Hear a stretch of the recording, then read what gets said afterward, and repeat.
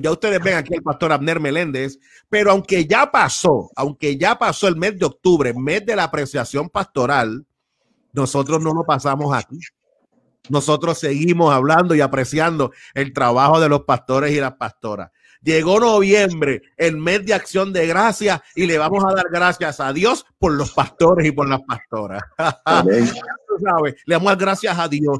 No vamos a dejar de agradecerle al Señor que ha puesto en nosotros, ha puesto en nuestros hermanos y hermanas, pastores y pastoras, para el ministerio pastoral.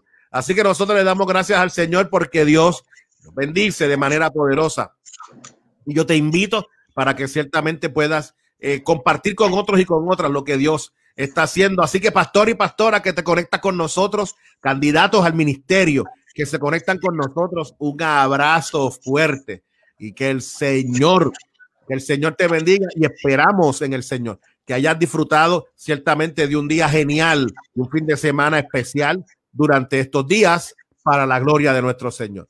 Ya con nosotros nuestro invitado de las 7:10 de la mañana, el pastor Abner Meléndez. Junto a su esposa, ellos son los pastores rectores de la iglesia cristiana, discípulos de Cristo, allá en el barrio Amelia de Guaynabo. Gente que Dios está usando de manera poderosa y que Dios nos permite en su gracia poder disfrutar de la calidad de ministros que ciertamente ellos son. Y te hablemos, ciertamente bendice a Dios por la vida de esta gente. Pastor, bienvenido como siempre a esta experiencia.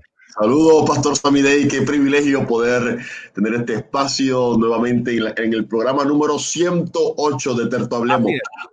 Realmente esta experiencia es edificante, es refrescante, así que un saludo a los pastores y pastoras que nos sintonizan a través de esta plataforma, y sabemos que el Señor está utilizando este medio para edificar grandemente, así que saludo a todos los pastores y pastoras.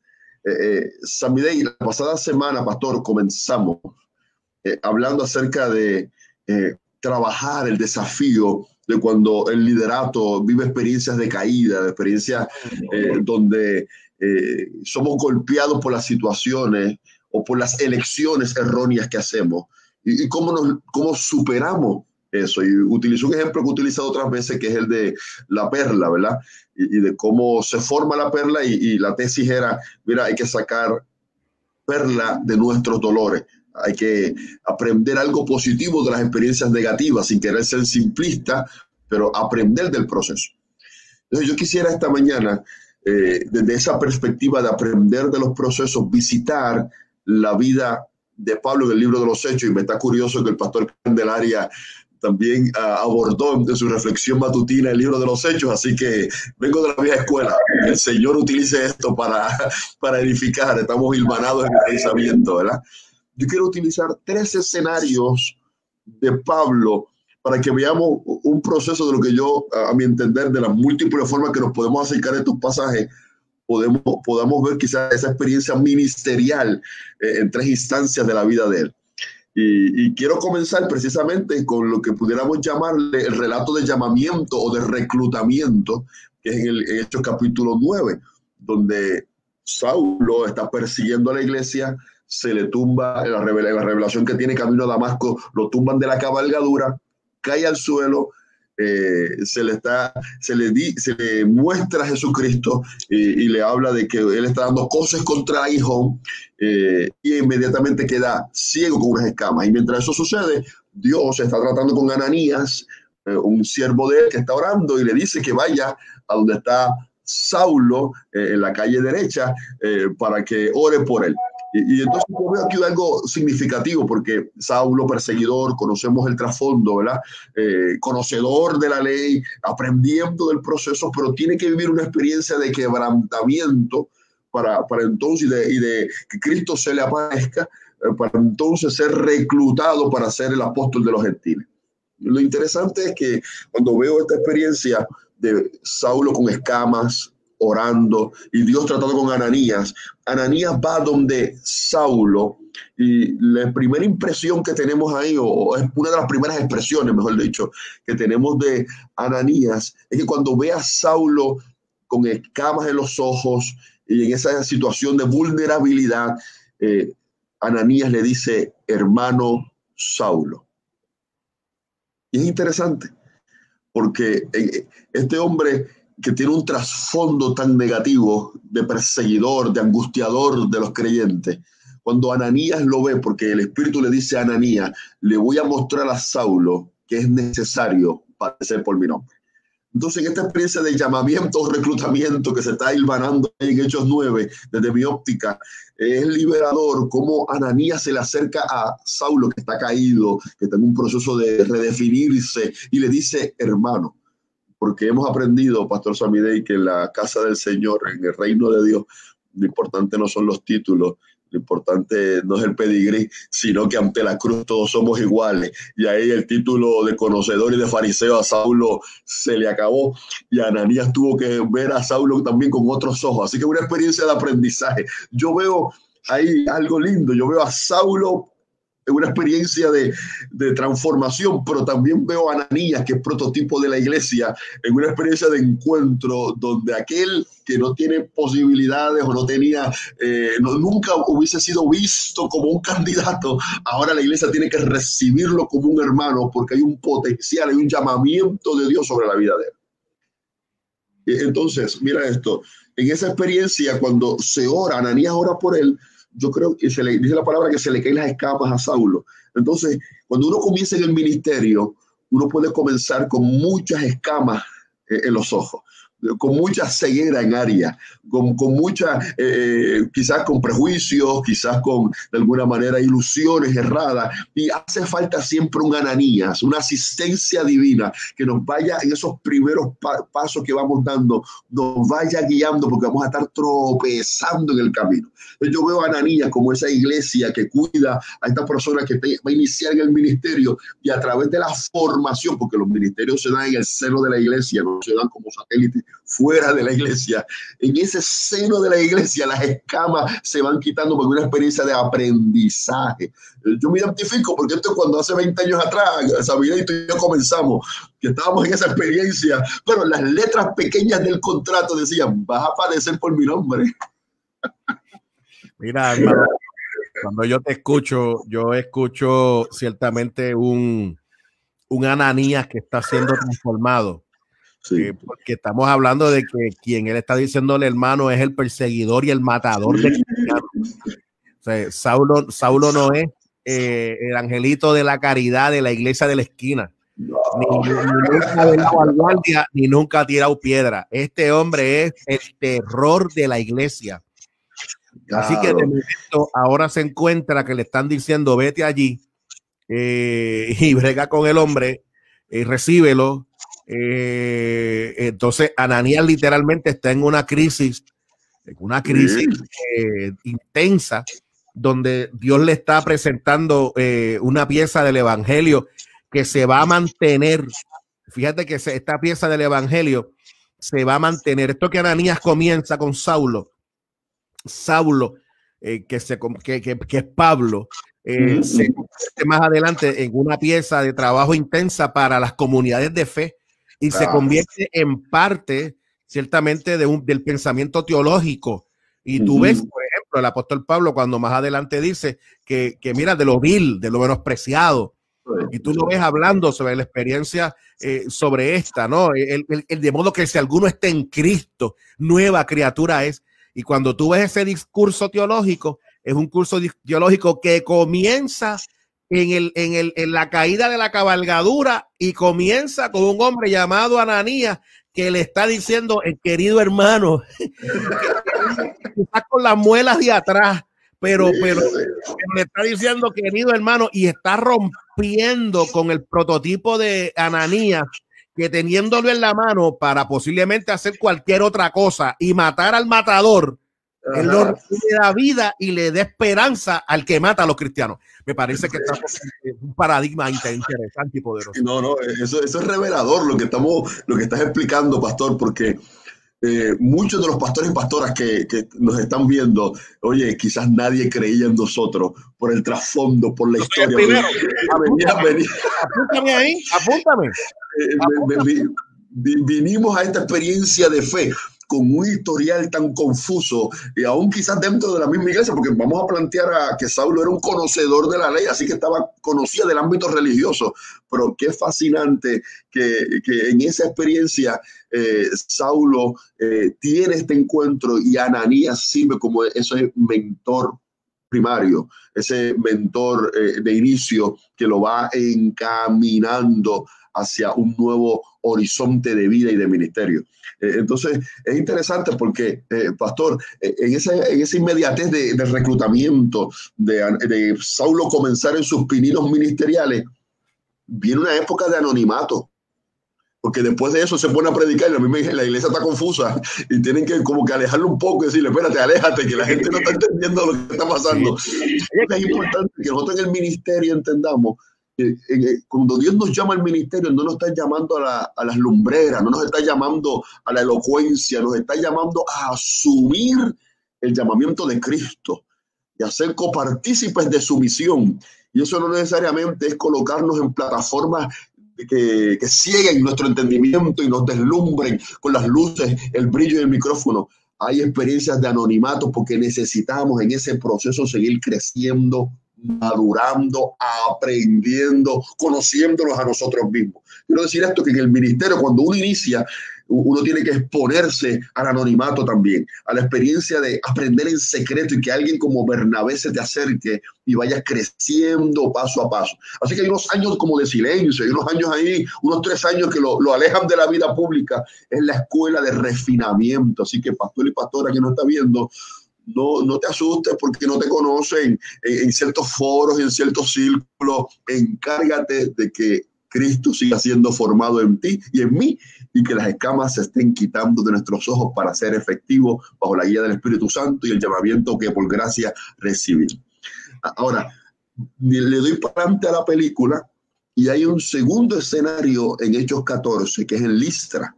Ya aquí ya no es Saulo, ya es Pablo, ya no está empezando en el ministerio, ha pasado un tiempito, lo comisionaron en Hechos 13, lo enviaron, y lo que me llama la atención es que cuando Pablo predica en Listra y un cojo es sanado, la gente quiere idolatrarlo, a él y a Bernabé, y le colocan nombres de Júpiter y Mercurio a uno y al otro, porque quieren idolatrarlo ante el fruto del ministerio que ven, un cojo que es sanado. Es peligroso cuando en el ministerio comenzamos a ver los frutos de ese llamamiento, ya las escamas se cayeron, ya el anonimato es pasado a un lado, porque ya entonces estamos en la vida pública y es peligroso porque la gente puede idolatrarnos cuando ven fruto del ministerio y quieren colocarnos en lugares divinos que no nos pertenecen y que no debemos estar ahí. Totalmente de acuerdo. No podemos caer en esa trampa. Mire, entonces Pablo, pastor Samidei, en esa experiencia no permite que lo adoren, como nosotros los pastores no podemos permitir. Yo creo que ya aquí Pablo, me atrevo a decir que es como una segunda etapa ministerial. Cuando ya no está en el inicio, está como a mitad de camino, está ya en una madurez ministerial. Y el resultado de esta predicación en Listra por la oposición que decía Candelaria que tenemos en el ministerio es que lo apedrean. Es que lo apedrean. Y ahí se va cumpliendo que es necesario padecer por el nombre, porque Pablo lo que hace es predicar y lo que hay es resultado y fruto, y lo que recibe es una lluvia de piedra. Esas son las incongruencias que los pastores y pastoras que nos están observando pueden en nuestra vida ocurrir caídas, tropiezos, porque caemos en este momento, en ese estado, en ocasiones de incertidumbre, cuando decimos, Señor, pero si yo lo que estoy es predicando y a cambio lo que hay es una lluvia de piedra que viene. Y la palabra es contundente, porque en Hechos 14 dice que tantas fueron las piedras que le dieron, que lo dieron por muerto. Lo dieron por muerto, sí. Lo dieron por muerto. Ahora, mire esto, pastor Samidei, hay una frase ahí que me fascina. Dice la palabra, sin querer obligar el texto bíblico a que diga otra cosa, que los discípulos los rodearon. Los rodearon. Después de haber sido apedreado, los rodearon. Y para mí esa frase, de hecho, es, desde mi óptica, fascinante. ¿Qué le dijeron a Pablo? No sabemos. Pero ese acto de rodearlo cuando él estaba en el suelo permitió que Pablo se levantara otra vez y predicara en Derbe, en Listra y en las demás ciudades que ya lo habían criticado y perseguido, volviera a esos lugares a predicar y plantar iglesias y formar ancianos en esos lugares. Qué importante es que cuando en la vida ministerial primero está el reclutamiento y tenemos un Ananías que nos va guiando. Pero llega otros momentos en nuestra vida ministerial donde la lluvia de piedras nos cae, nos hace caernos. Y qué importante es que la iglesia rodee a sus líderes. Llega un momento donde la iglesia tiene que sanar al que siempre ha predicado sanidad. Llega el momento donde la iglesia es la que tiene que decirle: cobra ánimo, pastor, y sigue adelante, porque el ministerio, como nos gusta decir esa frase, largo camino te resta. Yo creo que hay momentos donde es la iglesia, es la junta de oficiales, es el liderato, es el ministerio, los ministerios que están alrededor, líderes maduros, que cuando venga el pastor y la pastora caída por alguna situación de estrés, de complicación, no saquen un marrón de espiritualidad superficial a buscar y querer indagar y buscar maldiciones generacionales y buscar toda esa parafernalia que inventamos los evangélicos antibíblicas, sino que vayamos con la sensibilidad de rodear a nuestro líder, porque entendemos que todavía el proyecto de Dios está vigente. Mira, pastor, te estoy escuchando y sin lugar a dudas es poderoso lo que nosotros estamos presentándole al país esta mañana. Y me parece que cuando tú hablas sobre la experiencia de rodear, cuando lo rodearon, lo entraron a pedrada y lo dejaron como muerto. Entonces, si lo dejaron como muerto, quiere decir que estaban inconscientes posiblemente. Sí. Porque para verlos como muertos era que literalmente no se movían, pues los matamos. Estaban inconscientes. Así que el estar inconsciente no tan solo es el que tú no estás, ¿verdad? Ya has perdido tu control en ese sentido de que ya no estás en tu control, sino que estás de manera inconsciente. Eso también presenta, pastor, la idea. Y presenta que están golpeados, que cuando se levantan, tienen que levantarse de allí y posiblemente tomaron algunos 2 o 3 días para poderse recuperar de los golpes. Así que cuando le entran a pedras a uno, a veces recuperarte. Hay días de recuperación. Sí, muy bien. Hay en una olla, en un hoyo, tú sabes, porque te entraron a pedrar, te dieron un par de golpes y necesitas unos días para recuperarte. Y para esa recuperación se dé, necesitas gente que te rodee, que de alguna manera te ayude, que te dé una palabra de esperanza, de ánimo. Pero ¿de quiénes los discípulos aprendieron a rodear y a ayudar a los que están en el piso? Wow. El maestro. Porque el maestro, ¿de dónde aparece esta imagen de coger al que está en el piso medio muerto? Sí, ¿de quién es esa imagen? La imagen de Jesús cuando presenta la parábola del buen samaritano. Vamos, que por ahí vamos, predica. ¿De dónde viene? ¿De dónde la iglesia que nace aprende que a los que están en el piso medio muertos tenemos que ayudarlos y tenemos que levantarlos de ahí? Poderosos, llevarlos al mesón. Tú sabes, si beben algo, se lo pagamos, porque largo camino les resta. Ahí está, pastor. Mire, pastor, y venía, qué bueno, porque estamos en esa sintonía del ejemplo que iba a amarrar. Oiga, porque en ocasiones usted y yo podemos ser ese del camino que está estropeado. Ay, medio muerto. Tú sabes la mente que está medio muerto. Sí. Pueden haber pastores y pastoras aturdidos, como en ese sentido de inconsciencia, y eso no tiene que ver que Dios nos abandonó ni que el diablo se metió. Es aturdimiento porque las piedras duelen, lastiman, hieren y nos toma tiempo recuperarnos de eso. Y me encanta porque tenía ese ejemplo en la mente mientras estaba esbozando la idea. Y hay una frase que quiero compartir antes de entrar al último escenario rapidito. Es que cuando experimentamos esa lluvia de piedra en el ministerio, por razones diversas, algunas buscadas, otras pueden ser por injusticia, he aprendido que caído, esta frase, caído, no es igual a vencido. Bueno, el apóstol Pablo más adelante en la carta de Corintios expresaría que podemos estar derribados, que podemos estar perseguidos, pero estamos desamparados. Yo creo, se me antoja decir, que puede haber tenido esta imagen de Listra en la cabeza. Mira, nos pueden derribar con piedras, pero Dios no nos va a abandonar, nos vamos a levantar de esa. Y la iglesia debe rodearnos del liderato para sanar y siguiendo el modelo de Jesús. Ahora, el tercer ejemplo de la caída y levantarnos y sacar perla del dolor y aprender, ya es en el ocaso de la vida de Pablo. Ya lo tenemos en un barco, en una nave Arimatea, con un viento llamado Euroclidón. Dios le dice, vas a predicar a Roma. Él está confiado, pero se rompe el barco y tienen que naufragar en la isla de Malta. Mira esto, pastor. ¿Será que en ocasiones los pastores y pastoras, Dios nos habla de un futuro glorioso, pero no nos dice cómo vamos a llegar ahí, obviamente? Y nos dice, mira, vas a terminar tu ministerio con una predicación donde otros conocerán y te voy a utilizar, pero no nos habla del proceso donde las naves se rompen y donde llegamos a la isla de Malta flotando. Y yo creo que en ocasiones en el ministerio, escucha bien, pastor y pastora, Dios nos promete su presencia y nos habla y nos asegura que estará con nosotros. Pero en ocasiones a nuestro destino, en la etapa final, llegamos flotando. Llegamos sobre un pedazo de madera y vamos camino al destino, pero quizás no vamos en las condiciones que soñamos.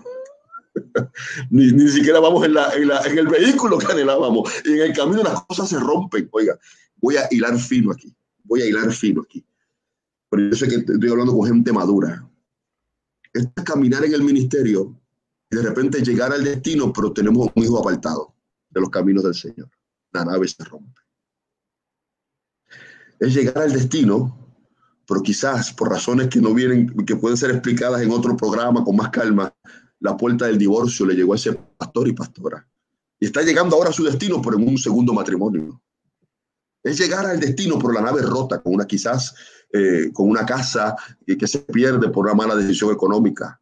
Es llegar al destino, pero en el camino tú orando por sanidad y el pastor y la pastora le descubren cáncer o le descubren alguna condición de salud. Y vas camino al destino, pero la nave que te llevaba se rompió. No sé si pastor va conmigo en el pensamiento, pero al destino no se llega incólume. Por favor, pastor y pastora, sácate eso de la cabeza, porque yo lo creía y no es así. Al destino no se llega como que intocable.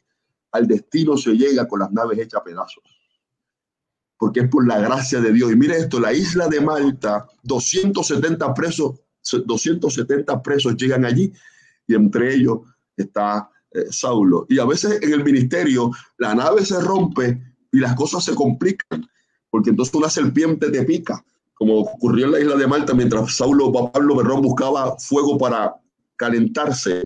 Y es que en el ministerio, cuando llegas a esa etapa tercera, casi próximo a la jubilación, no permita que el veneno de la amargura anule que llegaste al destino.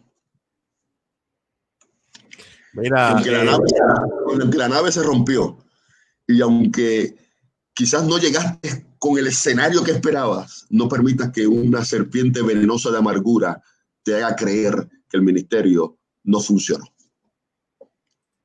Pastor, sin lugar a dudas, estoy buscando aquí una palabra en esa parte donde el apóstol, en Hechos 27, que tú estás presentando. Sí.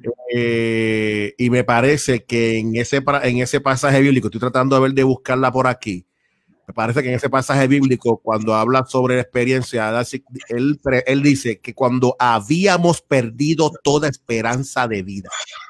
Sí, de salvarnos. Sí. Literalmente hasta él mismo sabía, rayo, esto se puso malo aquí, esto está difícil, esto hasta aquí nos trajo el barco. Y cuando habían perdido toda esperanza de salvarnos, apareció el ángel de Jehová y nos habló y nos dijo: se va a deshacer el barco, pero ninguno de ustedes va a perecer. Eso es. Y me parece que es importante lo que estás presentando, pastor, y me parece que estás liberando con estas palabras que estás presentando hoy. Estás liberando a muchos y a muchos otros les estás presentando el camino. ¿Cuál es el camino correcto del ministerio? Si hay alguien que ha pensado que el ministerio va a ser glamour, bendición, éxito, dinero, prosperidad, abundancia, que lo glorioso, wow, esto va a ser una cosa extraordinaria, pues déjame decirte que hoy te estamos haciendo con la palabra como le pasó al apóstol Pablo, te estamos tirando de la cabalgadura. Sí, muy bien, muy bien. Y te estamos diciendo en esta mañana, y el pastor Abner te está diciendo, así no es que se va a hacer el evangelio. O sea, vas a ir llorando y andando, llevando la preciosa semilla, pero vas a ir llorando, llevándola y metiendo. Que vendrás con regocijo trayendo tus resultados. Sí, sí, vas a llegar a los lugares, sí llegaremos, sí haremos la bendición del Señor, pero mientras eso se da, nos van a apedrear. Mientras eso se da, nos van a dar 40 azotes menos uno. Mientras eso se da, nos va a picar una serpiente. Mientras eso se da, te va a ir el palco ajuste. Mientras eso se da, nos van a hacer un montón de cosas. Se van a pasar un montón de cosas mientras eso se da. Mientras llegamos a donde Dios nos quiere llevar, vamos a pasar un montón de situaciones. Y alguien puede que la gente lo sepa, pastor, que la gente sepa que el ministerio es así, que si te dijeron otra cosa, te engañaron. Es como cuando a mí me dijeron que Santa Claus no existe. Pues entonces nosotros también le estamos diciendo. Y nosotros le estamos diciendo a la gente, pues te engañaron, así no es, así no es. Porque en primera instancia la satisfacción es estar en Cristo, ser de Cristo. Así es. Ser utilizado por gracia. La plenitud ministerial no está entonces en la ausencia de lo adverso, ni tampoco en los números que puedan alimentar nuestro ego o los resultados que puedan estar en nuestra maleta. Nuestra primera satisfacción está en que estamos en Cristo, escondidos, dice el mismo Pablo, lo diré en Colosenses, nuestra vida está escondida con Cristo en Dios. Y la satisfacción de ser sus instrumentos y llegar a la isla de Malta y allí predicar. Y mire qué interesante. Ya en esa experiencia de Malta, Pablo no da ni un solo sermón. En Malta, Pablo no da un sermón. En esa experiencia de Malta, Pablo lo que hace es acompañar a los que están enfermos. Y mientras él atendía a unos, Lucas atendía a otros. Porque ya en Malta Pablo lo que hacía era dar testimonio. Yo creo que cuando llegamos a esa tercera etapa, que nos vamos acercando a ella, le decimos a los que están allá, empezando como Pablo con Ananías, tranquilo, cuando llegues acá, lo importante, lo que vas a compartir son testimonios de que sobreviviste y la satisfacción de haber sido instrumento de Dios, que eso es causa de regocijo. Así que caído no es igual a vencido, nos podemos levantar. Mira, pastor, me comenta por acá mi esposa y me dice en un comentario, nuestro Señor padeció la cruz y nosotros padeceremos menos. Sí, muy bien, Mari, excelente. Dios mío. Es un programa. Si Cristo padeció la cruz y le pasaron todas las cosas, ¿por qué nosotros tenemos que pensar que nos va a pasar menos? Menos que nuestro maestro. No, me parece que, Yacho. Mira, pues tengo por acá alguna gente que nos ha saludado, pastor. Tengo a la pastora misionera Yanet Cedeño, nos dice buen día, bendecido inicio de semana. Tengo por acá también al pastor Miguel Ramos desde Pensilvania, nos dice bendiciones para todos y para todas. También el reverendo Guillermo Hernández nos dice amén, Dios les bendiga. Pastores, tremendo tema. Elliot nos pregunta, ¿cómo compaginar el ser apedreado con una teología de prosperidad? Elliot, no hagas esas preguntas a esta hora, muchachos. No compagina, Elliot. No Elliot es la changa. Mira, tengo por acá también a un amigo Ángel Isaac que nos dice buenos días, hermanos. En otra semana, gracias al Señor. Madeline nos dice Dios les bendiga, sus líderes les rodearon como cuando los ancianos y los líderes hacen un cerco de oración. Amén. El pastor Heriberto Vega nos dice poderoso, magistral. La pastora Elín Hernández nos dice en muchas ocasiones se rompe el barco, pero lo importante es seguir remando y creyendo. Así mismo es. La reverenda Glorian Flores nos dice gloriosa palabra. No es como llegamos, es con quién llegamos. Eso es. Rayo. Tremenda esa, tremenda. También tengo por acá el buen amigo Elio. Nos dice pastores han presentado una palabra sanadora. En ocasiones, nos dice la pastora Elín, en ocasiones se va a romper la barca. Lo importante es mantener nuestra mirada fija en Jesús, que va por encima de las aguas. Tengo también por acá que la pastora también nos dice el ministerio cuesta. Pastor, el tiempo se nos ha ido corriendo. Tengo a la doctora Débora Juarbe ya en tránsito para comentar con nosotros, pero pastor, ¿cómo la gente puede conocer de ti? ¿Puede seguir conociendo de tu ministerio? Pastor, me parece que esta palabra está poderosa en la mañana de hoy. Gloria a Dios. Bueno, saludo a la pastora Juarbe. Sé que a la doctora Juarbe, que Dios la va a utilizar grandemente. Me puede comunicar al 787-781-7209 o 939-285-1841, o nos puede, a través de la página de ICDC Amelia, contactarnos, que es el Facebook de la iglesia. Así que un privilegio, pastor, y seguimos hacia adelante. Oh, poderoso, hermano mío, que reciban la paz del Señor, que tengas un excelente día. Para la gloria del Señor. Gracias por bendecirnos.